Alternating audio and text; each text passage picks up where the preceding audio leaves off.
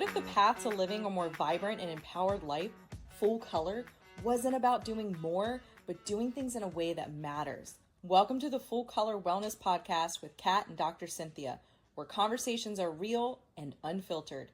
Together, we drop perfection and buzzwords, get curious about ancient ways and modern trends, and explore a version of health that isn't one size fits all, but personal and beautifully human.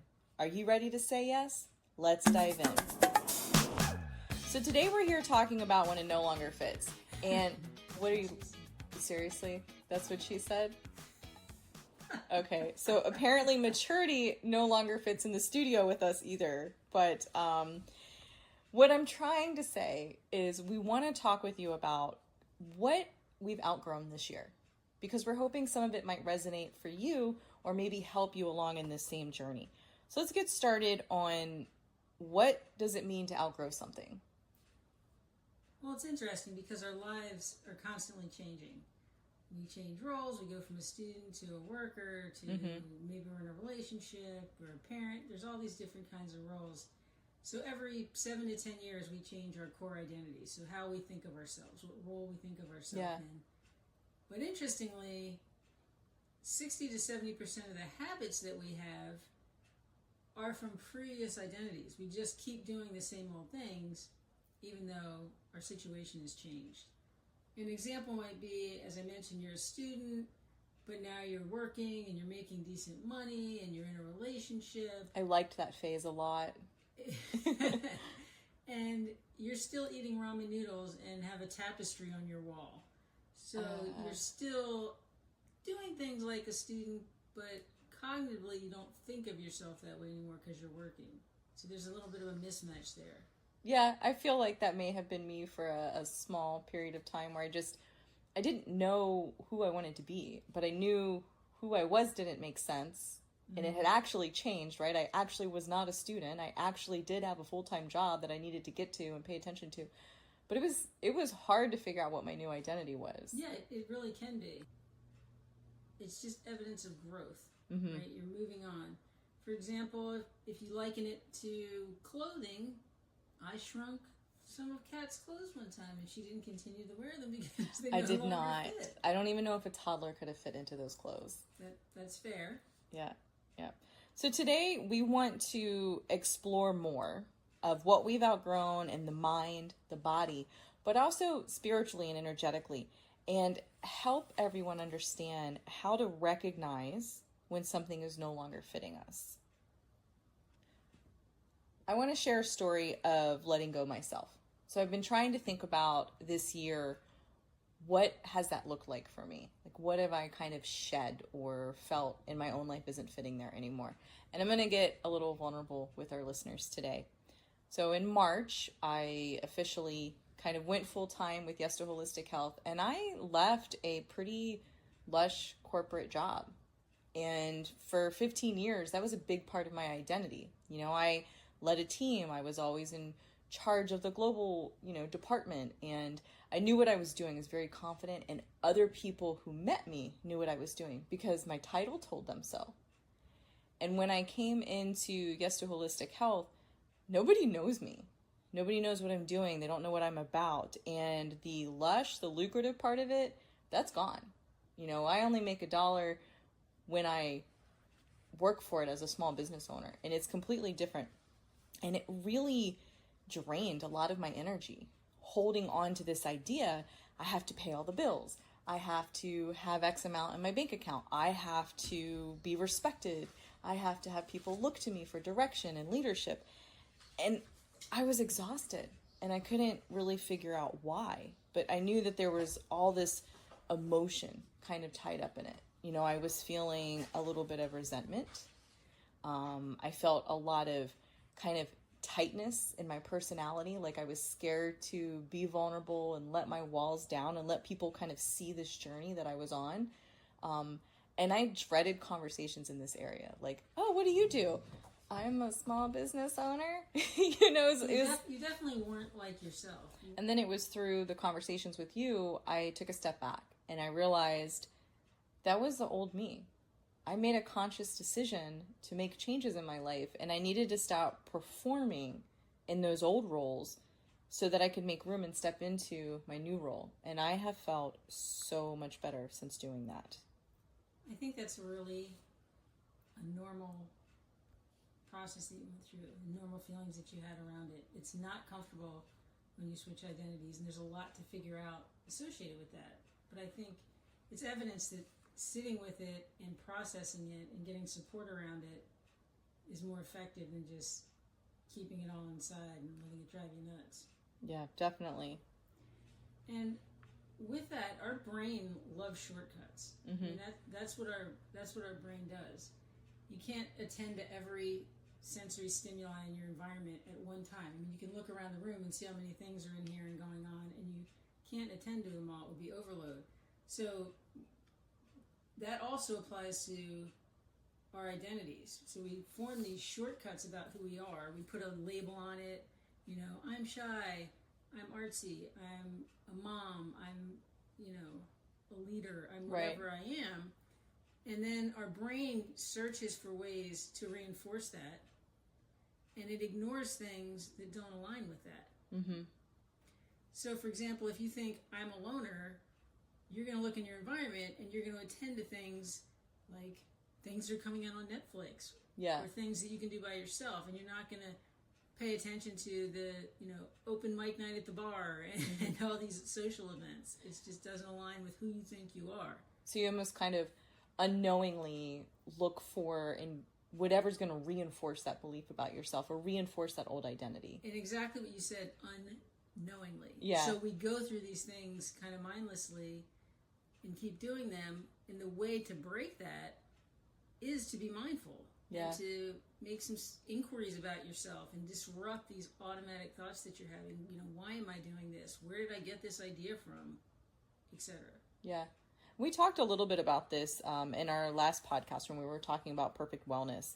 And I think it would be helpful right now if we kind of dive a little deeper into that section. And there's this idea that perfectionism is actually a block between kind of our intuition, our like natural thoughts, and our body.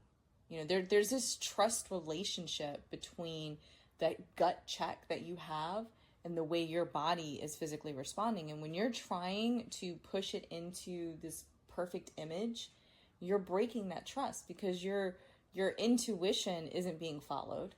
It's the image, the perfection that you are trying to strive for, that you're trying to push your body into, that's dictating the scenario. And it breaks the trust, and they don't like it at all. You know, that's when you really start to experience injuries and you start to, you know, hey, I've been working out and all of a sudden I feel like I have the flu and I don't feel well.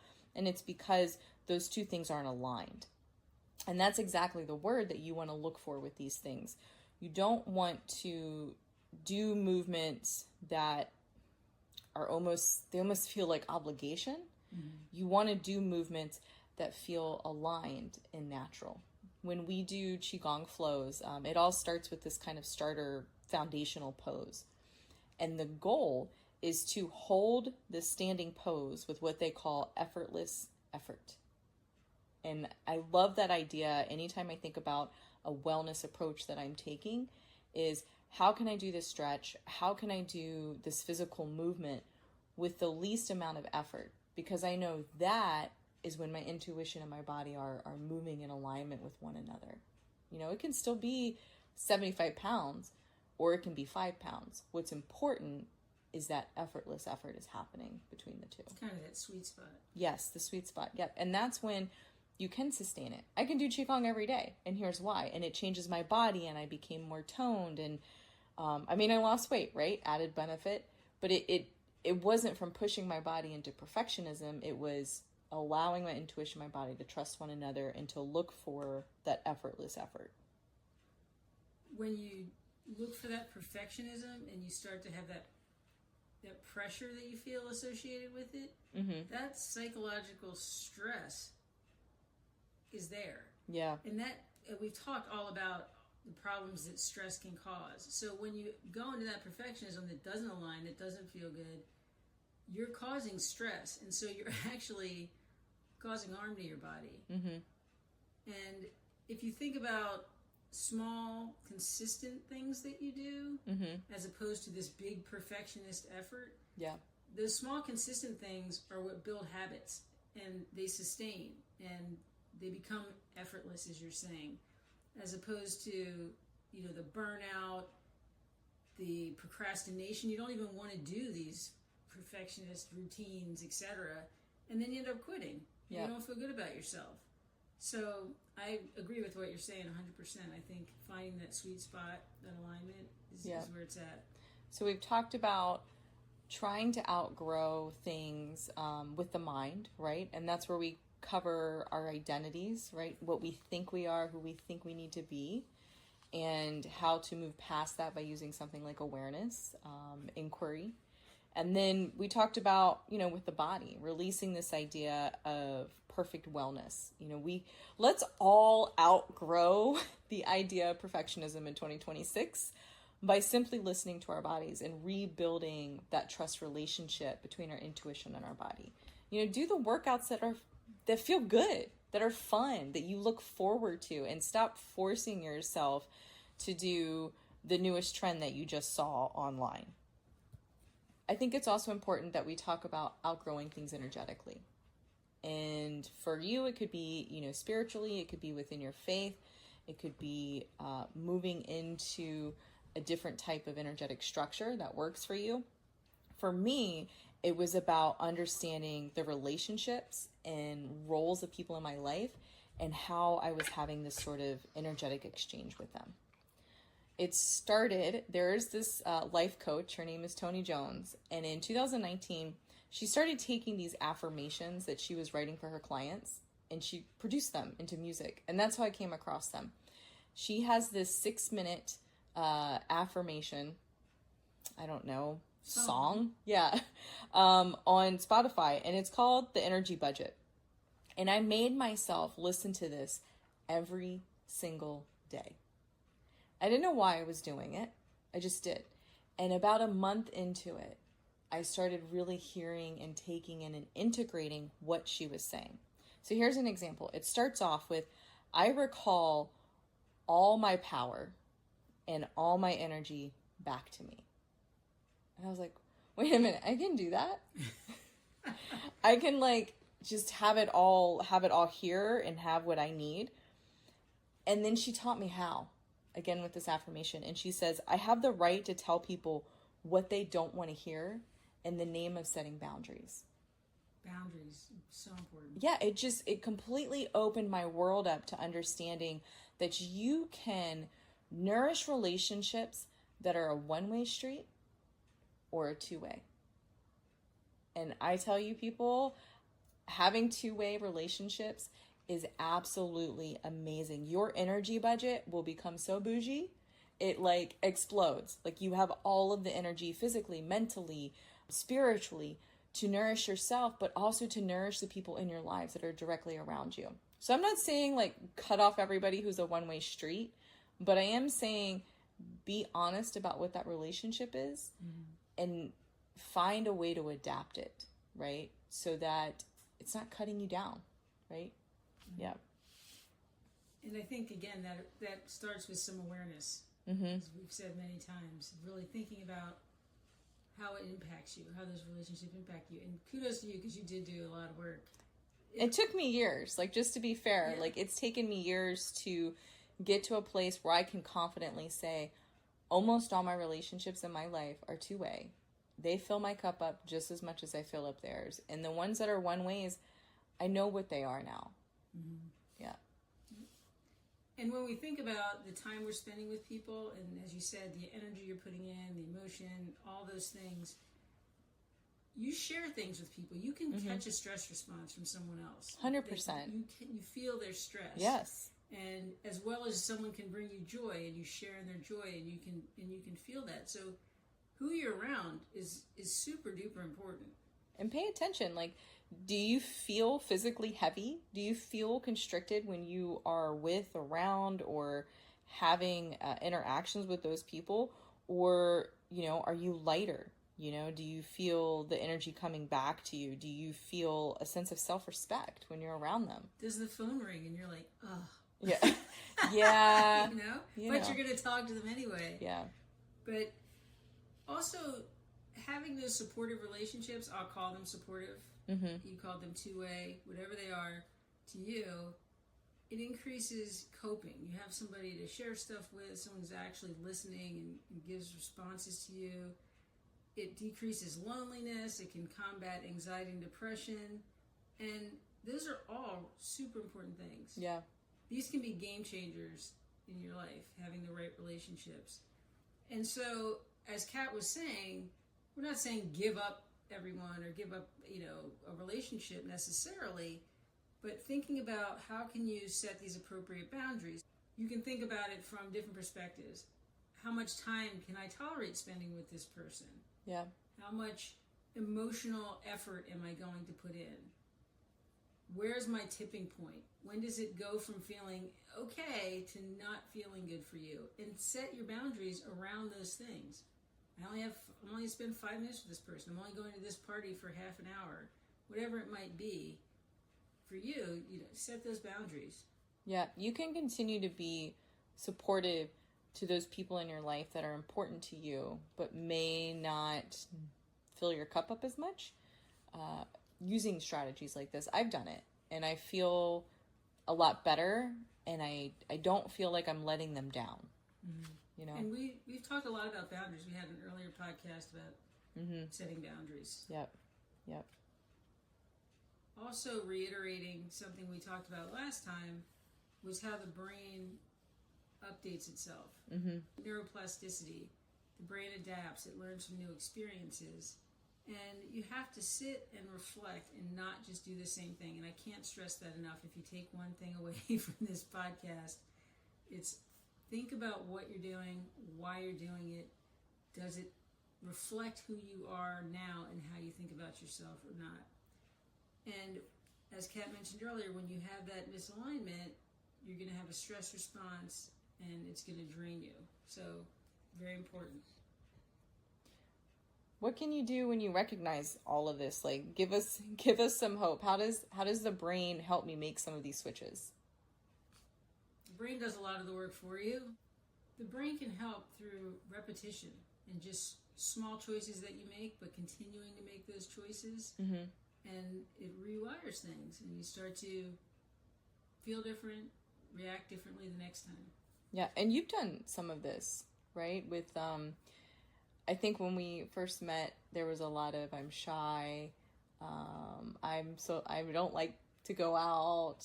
I'm a homebody. I don't like people. Yeah, I wasn't gonna call you out. I guess it's unfiltered, so I should have. It's a little strong. I recognize, but it was a way of saying I don't want to be the one to initiate engaging with people. Yeah, a lot, and I would tell myself I was uncomfortable with that, but as I sat with it, it really wasn't true. It was just messaging I'd had from growing up or certain experiences I'd had, and it didn't serve me anymore. So I made a conscious effort to just start talking to people more and engaging more, and it's really brought a lot of good things into my life. Now you're my little social butterfly.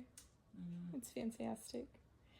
Well, from a traditional Chinese medicine point of view, right? It's based on the idea that everything is energy, and energy needs to flow within us in a vital way for our overall wellness and well-being in our mind, in our body, and our spirit. But when we suffer this constriction, right, where we're trying to keep ourselves into an identity that we've outgrown, it creates this stagnation. And that's that heaviness that I was talking about earlier.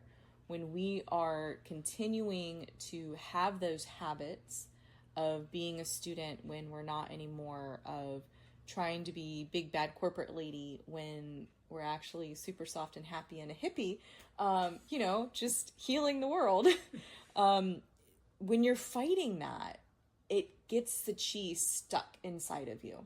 And when chi is stuck, a lot of unpleasant things happen. Constipation, not fun. We start to suffer, chronic pains and aches, especially in our joints. We get a lot of lower back pain. I mean, what's one of the most common physical ailments people suffer from today? I have to wonder, you said earlier, 60 to 70% of these habits we hang on to. People, if your back hurts, just, step into who you are today, and it might actually help you out. And this pain, right, this kind of chronic pain, this inflammation, these things that you can't really explain, what if you were open-minded enough to recognize that that's your body saying, hey, this no longer fits, okay? You are tense, you are tired, you are irritable, and you are feeling just like heavy and sluggish because you are not living as you. So your chi, your energy would like to start flowing again. And one of the easiest ways to do that is kind of these slow steps of starting to sit down and think about, who are you trying to become? And then allow your habits to slowly start to shift into who that person is. How would a social person behave today? How would a healthy person behave today? How would a beautiful person behave today? An intelligent person, a writer, an entrepreneur, whoever it is you're trying to become, think about how they would behave today and figure out what new habit you can kind of bring on board with that. Okay? Start trusting these signals from your brain and your body and your energy, because they're all pointing you towards this release so that you can get back into an alignment. Makes a lot of sense. Yep. Now I just, went on and on, but you have a really good full color takeaway for our listeners to help them take the first step towards this process. Yeah, so over the next week, what I challenge you to do is choose one area, mind, body, or spirit, and sit and ask what feels tight, what's draining you, what's outdated, what's misaligned for who you consider yourself to be now. And identify that old version of yourself that created the habit, the relationship, this story that you're telling yourself. And think about, does this support who I am now or who I'm becoming? Okay, so you're noticing what doesn't feel right, you're identifying where it came from, and you're asking yourself if it fits for you now and supports you. And then release or revise one thing, one small but meaningful thing. So if it's a story you're telling yourself, if it's a perfectionist wellness rule, a boundary you don't have set well, and release that one thing and let us know how it goes. And I really want you to remember that outgrowing something doesn't mean you failed. It really means that you're evolving. Yep. And let your current self lead the way, and you will feel much better. Yeah, I agree completely. Each time we outgrow something, like right now we're sitting on our new to us couch because we outgrew our old one, and it is so comfortable. And I think it's just this like simple, lighthearted, true reflection for the other things that we've outgrown that were a lot more work than moving this couch in. This is a hard process, people, and we recognize that, and that's why we try to meet you where you're at. We try to break it down for you to help you know how to take these small steps. Okay, so don't feel overwhelmed, but please get started. Absolutely. Yep. Thank you so much for joining us. If you'd like to dive deeper, I'm going to put a link for the Tony Jones Energy Budget because that was my own personal first step. But if you want to do something different, we definitely want to keep exploring this path with you. So drop a comment and let us know what you think of the energy budget, or what new cool thing did you find or come across that you feel really helped you take this first step. And before you leave, please share the Wealth of Health by liking and subscribing to our channel. And remember, this is your journey. It's all about taking these small, meaningful steps towards a healthier, happier you. Full color. Until next time, say yes to your well-being and take care.